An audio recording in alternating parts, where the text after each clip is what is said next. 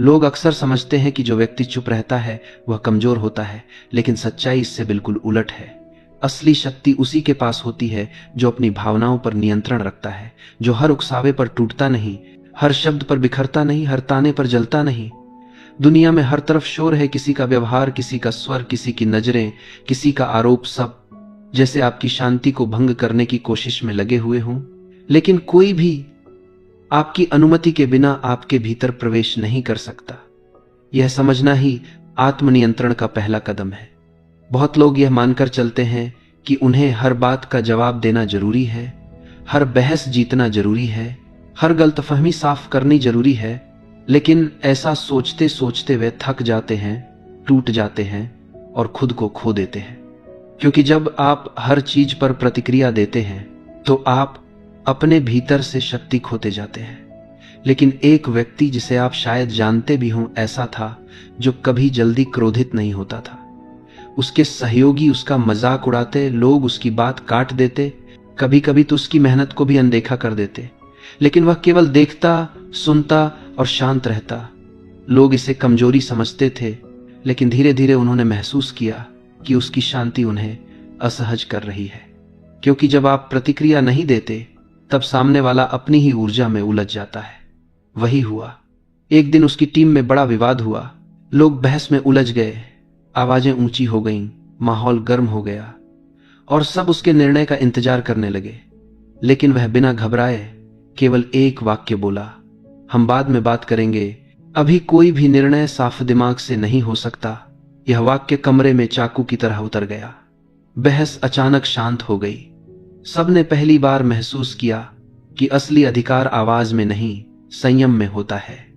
उस दिन उसने कुछ साबित नहीं किया, उसने केवल स्वयं को बनाए रखा और वही उसे दूसरों से अलग कर गया। यही वह कला है जिसे लोग समझ नहीं पाते। जब आप हर जगह अपना आपा खो देते हैं तब आप खुद को खो देते हैं। लेकिन जब आप शांत रहते हैं तब धीरे धीरे दूसरे आपकी शांति में अपनी जगह तलाशने लगते हैं। और यह तभी संभव है जब आप अपने भीतर जमा बोझ को खाली करना सीखें। आप खुद सोचिए, कितनी बार आप किसी की बात पर इसीलिए गुस्सा हुए क्योंकि आप पहले से तनाव में थे। कितनी बार छोटी सी बात बड़ी लगी क्योंकि आपका मन पहले से भरा हुआ था। असल समस्या लोग नहीं है, असल समस्या आपके भीतर जमा हुआ भावनात्मक भार है। जब अंदर जगह कम होती है तब बाहर की हर हल्की सी धक्का भी भूकंप जैसा लगता है। इसलिए पहला कदम है अपने भीतर जगह बनाना। हर दिन थोड़ा सा समय अपने लिए रखना, बिना फोन, बिना शोर, बिना किसी व्यस्तता के, सिर्फ अपने साथ। यह पल छोटा होगा, लेकिन यह आपके भीतर का दबाव कम करेगा और यही आपके आत्मनियंत्रण की नींव बनेगा। क्योंकि जो व्यक्ति अपने भीतर शांत है उसे कोई आसानी से हिला नहीं सकता। और याद रखिए, शांति का मतलब भावनाओं को दबाना नहीं है, शांति का मतलब है भावनाओं को दिशा देना। जब कोई आपको अपमानित करे तब आप यह तय कर सकें कि आपकी प्रतिक्रिया आपकी शक्ति बढ़ाएगी या घटाएगी। जब कोई आपको उकसाए तब आप यह समझ सकें कि उनकी बात पर प्रतिक्रिया देना आपकी ऊर्जा का निवेश है या नुकसान। यही निर्णय क्षमता आपको मजबूत बनाती है और यही शुरुआत है एक ऐसी शक्ति की जो दिखती नहीं पर महसूस होती है। जब कोई व्यक्ति तुम्हें उकसाता है, तुम्हें चोट पहुंचाता है या तुम्हारी सीमाओं को पार करता है तो वास्तविक लड़ाई उनके साथ नहीं बल्कि तुम्हारे भीतर चलती है। और यही वह जगह है जहां बहुत लोग हार जाते हैं, क्योंकि वे यह समझ ही नहीं पाते कि प्रतिक्रिया देने का अधिकार हमेशा उनके हाथ में है। प्रतिक्रिया देना मजबूरी नहीं, एक चुनाव है। और जिस क्षण यह बात भीतर उतर जाती है उसी क्षण तुम किसी भी स्थिति में अपनी शक्ति वापस ले लेते हो। बहुत से लोग इस चुनाव को पहचान ही नहीं पाते। वे हर टिप्पणी, हर ताने, हर नजर, हर इशारे को तुरंत अपने आत्मसम्मान पर हमला मान लेते हैं और बिना सोचे समझे प्रतिक्रिया दे देते हैं और फिर बाद में पछताते हैं। लेकिन बुद्धिमत्ता का जन्म तभी होता है जब तुम यह समझ लेते हो कि किसी और के शब्द तुम्हें तभी चोट पहुंचा सकते हैं जब तुम उन्हें अपने भीतर जगह दे दो। यही समझ की वह पहली सीढ़ी है जो तुम्हें अपने भीतर स्थिर बनाती है। इस स्थिरता की यात्रा आसान नहीं होती, लेकिन वह हमेशा सही दिशा दिखाती है। यह उसी तरह है जैसे कोई पानी से भरा घड़ा हो। अगर वह किनारों तक भरा हो तो हल्की सी ठोकर भी उसे छलका देती है, लेकिन अगर घड़ा संतुलित हो तो वही ठोकर उसे हिला तो सकती है पर गिरा नहीं सकती। यही अंदरूनी संतुलन तुम्हें उस बिंदु पर ले जाता है जहां तुम महसूस करते हो कि समस्या हमेशा बाहरी दुनिया में नहीं थी, बल्कि तुम्हारे भीतर जमा हुआ बोझ था। जब तुम इस बोझ को पहचानना शुरू करते हो तो एक और गहरी सच्चाई सामने आती है।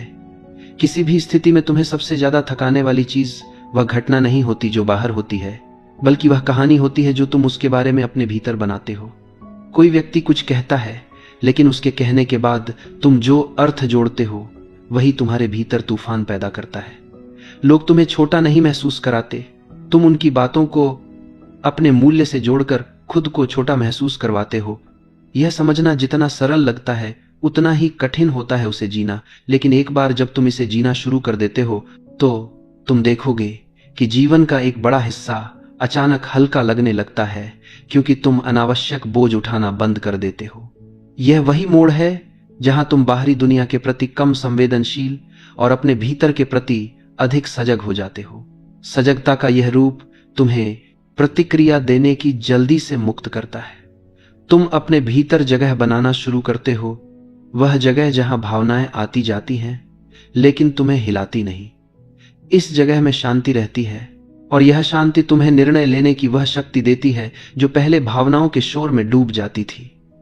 यही वह क्षण है जब तुम समझते हो कि चुप रहना हमेशा हार नहीं होता, बल्कि कई बार चुप रहना सबसे ऊंचा प्रतिकार होता है, क्योंकि चुप रहने वाला व्यक्ति परिस्थितियों से नहीं अपने अंदर से निर्देशित होता है।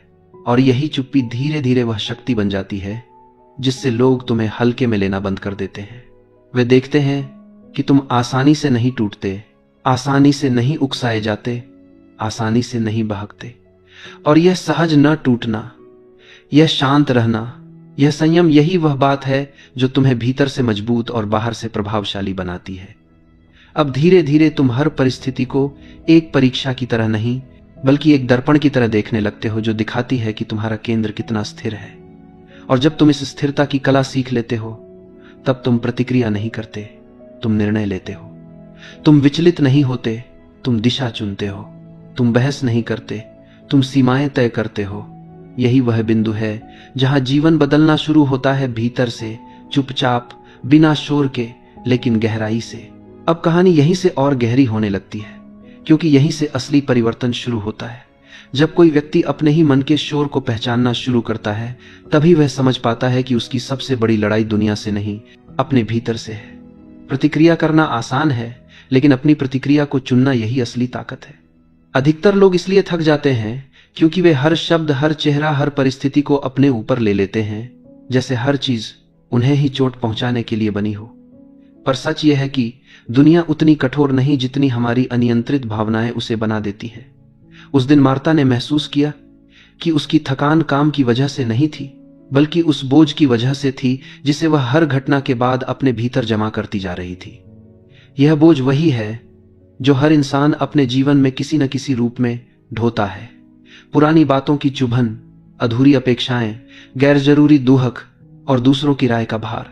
लेकिन उसने उसी दिन एक छोटी सी आदत शुरू की जिसने उसकी जिंदगी को नए आकार में ढाल दिया।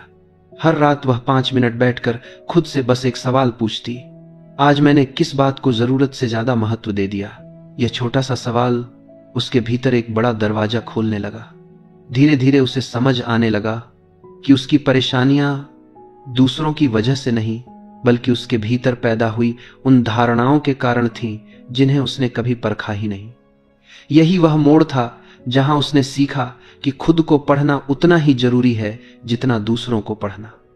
इसी तरह लुइस ने भी उसी दिशा में परिवर्तन का अनुभव किया।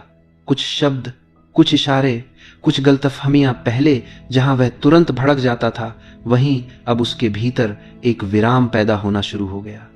यह विराम कोई चमत्कार नहीं था, बल्कि एक सीखा हुआ कौशल था जिसे वह हर दिन अभ्यास में लाता था। उसने महसूस किया कि प्रतिक्रिया करने से पहले एक सुकून भरी सांस लेने का असर कितना गहरा हो सकता है। यह विराम उसे अपने ही मन की धुंध साफ करने में मदद करता था, ताकि वह स्थिति को जैसा है वैसा देख सके, न कि जैसा उसका मन उसे दिखा रहा था। धीरे धीरे वह समझने लगा कि हर परिस्थिति उसके हस्तक्षेप की मांग नहीं करती। कुछ चीजें अपने आप स्पष्ट हो जाती हैं, कुछ शब्द अपनी ही गूंज में खो जाते हैं और कुछ बातें अनदेखी कर देने में ही भलाई है। यह समझ धीरे धीरे उसके व्यक्तित्व में एक ऐसी स्थिरता भरने लगी जिसे उसके आसपास के सभी लोग महसूस करने लगे। लोग उसके पास सलाह लेने आने लगे, क्योंकि उन्हें पता था कि वह जल्दबाजी में कोई निर्णय नहीं देगा। उसकी शांति उसकी पहचान बन गई थी। इसी तरह जब भी लुइस किसी गलती को सुधारता तो वह इसे तंज की तरह नहीं बल्कि विकास के अवसर की तरह करता। उसकी बातों में कठोरता की जगह स्पष्टता होती थी और स्पष्टता हमेशा सम्मान पैदा करती है। उसने सीखा कि दूसरों को नीचे दिखाकर कोई ऊंचा नहीं होता, बल्कि दूसरों को ऊपर उठाकर ही कोई खुद ऊंचा खड़ा रह सकता है। जब किसी व्यक्ति का भीतर स्थिर होता है तो उसका बाहरी संसार भी स्वतः व्यवस्थित होना शुरू हो जाता है। यहीं से वह शांत स्थिर व्यक्तित्व जन्म लेता है जिसे देखकर लोग खुद संयमित हो जाते हैं। यह शक्ति चिल्लाने में नहीं बल्कि एक स्थिर उपस्थिति में होती है। यह वही स्थिति है जहां व्यक्ति न तो हर बात पर टूटता है और न हर बात पर झुकता है। वह बस अपनी जगह पर मजबूती से खड़ा रहता है और यही बात उसे अप्रभावित, सम्मानित और प्रभावशाली बनाती है। अब तुम खुद सोचो, अगर तुम हर छोटी बात पर लड़खड़ा जाते हो तो दुनिया तुम्हें हल्के मिलेगी, लेकिन अगर तुम अपने भीतर एक अटल स्थान बना लेते हो जहां तुम्हारी शांति तुम्हारी ढाल बन जाए, तब कोई भी परिस्थिति तुम्हें अपनी दिशा से हिला नहीं सकेगी। यह शक्ति दिखावे की नहीं, भीतर की होती है और इसी शक्ति को तुम भी पा सकते हो, क्योंकि यह जन्मजात नहीं, अर्जित होती है एक विराम, एक सांस, एक निर्णय से शुरू होकर। अगला हिस्सा तुम्हें यह सिखाएगा कि यह विराम तुम्हारी रोजमर्रा की जिंदगी को कैसे बदल सकता है और कैसे तुम भीतर की इस स्थिर शक्ति को अपनी पहचान बना सकते हो। अब कहानी उस मोड़ पर पहुंचती है जहां भीतर की शांति सिर्फ एक भावना नहीं रहती, वह एक रणनीति बन जाती है, एक ऐसा आंतरिक कवच जिसे कोई बाहरी उकसावा भेद नहीं सकता। जब तुम यह समझने लगते हो कि हर प्रतिक्रिया तुम्हारी शक्ति को या तो बढ़ाती है या खत्म करती है, तभी तुम अपने भीतर के उस अदृश्य स्विच को पहचानते हो जो तय करता है कि तुम किसी स्थिति के गुलाम बनोगे या उसके स्वामी। दुनिया लोगों को उसी जगह चोट पहुंचाती है जहां वे सबसे कम तैयार होते हैं उनकी भावनाओं पर।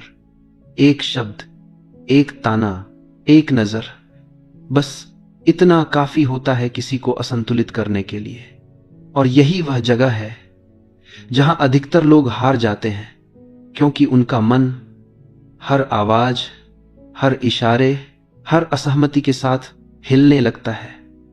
लेकिन वही लोग दूसरों को अजेय लगते हैं जिन्हें यह कला आ जाती है कि वे अपनी शांति को किसी ताले की तरह सुरक्षित रखते हैं। यह स्थिरता जन्मजात नहीं होती, इसे बनाया जाता है धैर्य, अभ्यास और आत्मचेतना से। यही स्थिरता भीतर एक ऐसी जगह बनाती है जहां तुम पहले खुद से जुड़ते हो और फिर दुनिया का सामना करते हो। जब कोई तुम्हें चुनौती देता है, चुभता है, तुम्हें छोटा महसूस कराने की कोशिश करता है, उस एक क्षण में तुम्हारे भीतर दो रास्ते खुलते हैं। पहला, तुरंत प्रतिक्रिया देना और अपनी ऊर्जा दूसरों के हाथों सौंप देना। दूसरा, ठहरना और खुद तय करना कि इस क्षण को कितनी महत्ता देनी है। यह ठहराव ही वह पल है जहां शक्ति जन्म लेती है। वही शक्ति जो उन लोगों की आंखों में साफ दिखती है जो बिना चिल्लाए, बिना तर्क दिए, सिर्फ अपनी उपस्थिति से सम्मान हासिल कर लेते हैं। तुमने जरूर किसी ऐसे व्यक्ति को देखा होगा जिसके आसपास लोग सतर्क हो जाते हैं, सावधान हो जाते हैं, न सिर्फ उसके शब्दों से बल्कि उसकी शांत दृढ़ता से। यह प्रभाव डर से नहीं आता, यह आता है भीतर की सुसंगति से। जब कोई व्यक्ति अपने विचारों, भावनाओं और कर्मों को एक सीध में रखकर चलता है, यह सुसंगति बिना बोले भी बहुत कुछ बोलती है। लेकिन इस स्तर तक पहुंचना आसान नहीं है। इसके लिए तुम्हें अपने पुराने पैटर्न तोड़ने पड़ते हैं।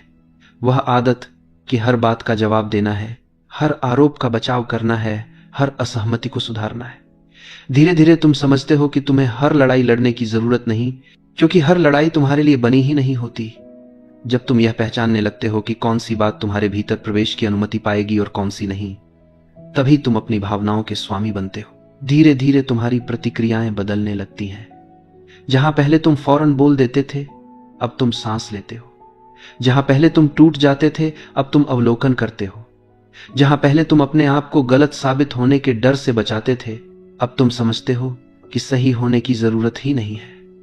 क्योंकि सच्चाई यह है, जिस व्यक्ति को खुद पर भरोसा होता है, उसे दूसरों को कुछ साबित करने की जरूरत नहीं पड़ती।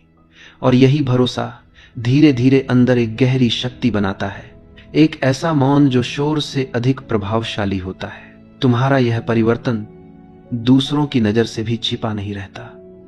लोग नोटिस करते हैं कि तुम जल्दी नहीं उबलते, तुम हड़बड़